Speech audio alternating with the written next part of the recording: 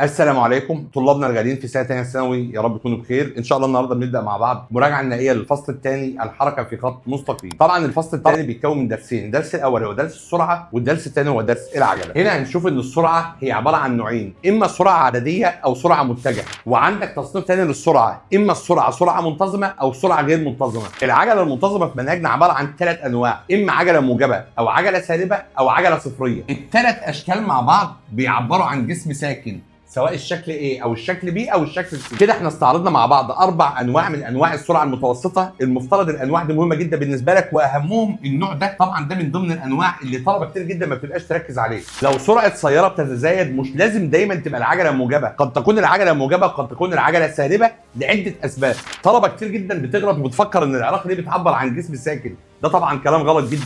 هنا لازم تاخد بالك من مخطط الحركه، هنا الحركه في الاتجاه ده، فطبعا ده بيمثل جسم سرعته بتزيد، ده بيمثل جسم سرعته بتقل. ومعروف بالنسبه لك ان العلاقه البيانيه بين السرعه والزمن المفترض ان المساحه اللي تحت المنحنى هي الازاحه. طب يا ترى العلاقه بين العجله والزمن، المساحه اللي تحت المنحنى هنا بتمثل ايه؟ هنا كطالب المفروض تكون عارف ازاي تحول علاقه بين السرعه والزمن لعلاقه بيانيه بين العجله والزمن. خد بالك ان المنحنى ايه؟ الزاويه 30.